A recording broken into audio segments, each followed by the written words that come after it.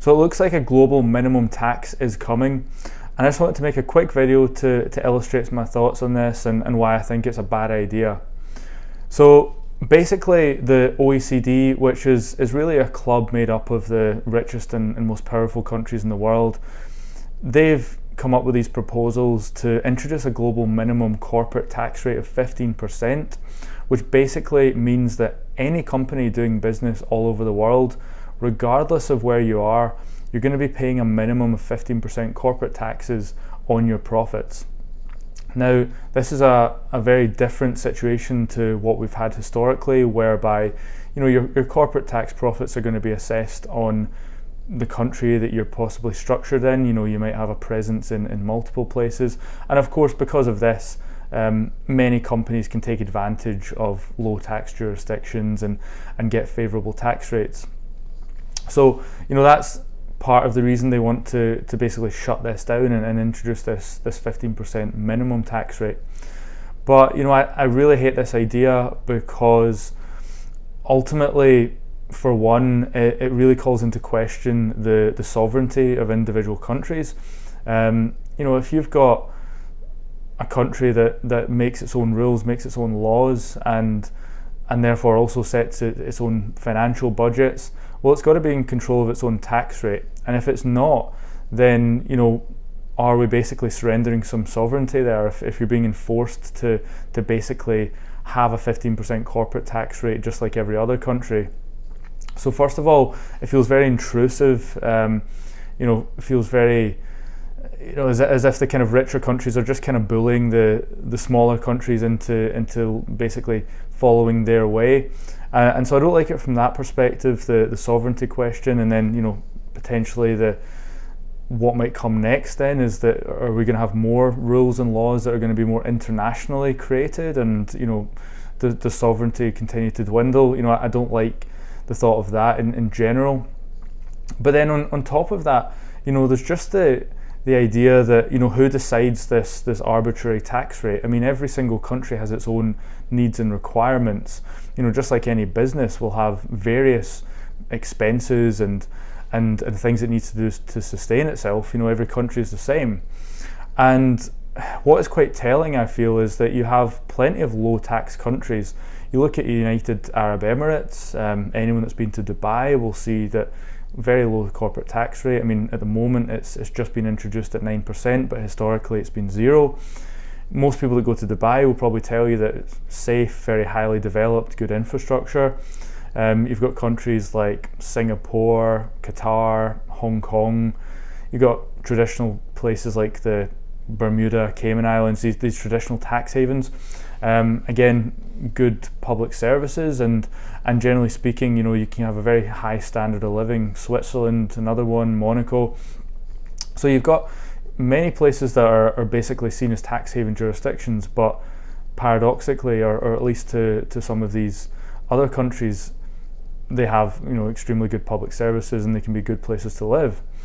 But ultimately, if a country has a low corporate tax rate and is able to sustain itself, what business is that of yours? It really is quite telling that, let's say the US it's got a corporate tax rate of 21%, the UK's corporate tax rate is now up to 25%. If you can't sustain your economy reliably at those tax rates, then that says more about you and your potential bloated public sector than it does about the other countries. I think it's probably quite well known that the UK has pretty bad and declining public infrastructure.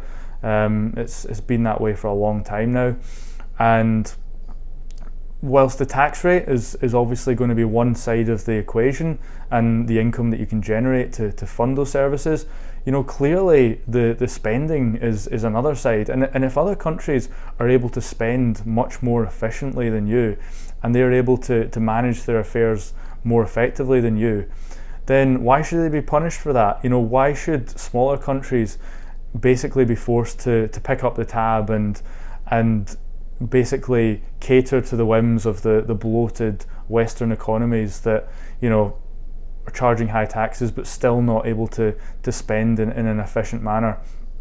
So again, to me, bringing in the angle of sovereignty, but also bringing in the angle of these sovereign countries have historically been able to fund themselves just fine, using the tax revenue that they do have and all the other sources of income that they have. And ultimately, even if these countries with lower tax rates do find themselves to be unsustainable, again, what business is it of the US? What business is it of the UK? I don't trust any UK politician that comes out and says, well, I'm worried about public services in Paraguay or whether they can be sustainably managed with their low tax rates. That's obviously nonsense. I don't trust that at all. And when you can't trust the main message that's being espoused, then you call into question the whole thing, all of the messaging that you're getting. So ultimately, the whole thing just seems a bit disingenuous for me. It's clearly a bit of a power grab, for one. It's clearly consolidating power in the hands of the larger countries, the larger jurisdictions, the places that are in the OECD especially. And so that's definitely one of the angles that's happening here, and does lead me to be very skeptical about the real messaging. Countries have way more power than they let on in terms of, clawing back tax revenue that they say is, being diverted to other countries.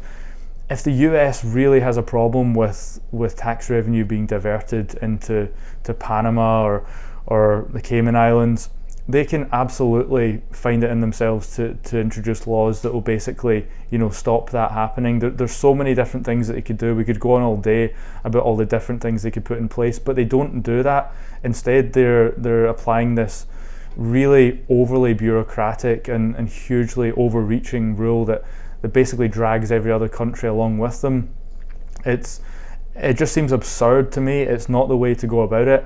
And again, because they're not tackling it from their own perspective, because they're not putting their own laws in place to address this supposed issue, again, it makes me very suspicious of what the real aim is. I don't trust anything that's kind of coming out of these proposals, and so again, on one hand, it's definitely a power grab. Who knows what else is incentivizing this? But yeah, ultimately, regardless of what the incentive is, it's really just not an approach that I like. I don't like the idea of forcing anything on certain countries that should be having the right to self-determination, to determine their own effective tax prices and manage their own affairs. And so, yeah, horrible idea, and I just really hope that it doesn't come to pass in the way that they are trying to. I know there are some smaller countries that are being quite resolute and non-cooperative in certain ways, so I do hope that continues, and they can kind of fight back against this, because it is highly overreaching, and I just think it's unnecessary. So ultimately, I'm sure this will be a very polarizing topic. You might have some insights yourself as to what's really going on here. So as ever, if you've got any thoughts or comments, just give me a shout in the comment section below. Cheers.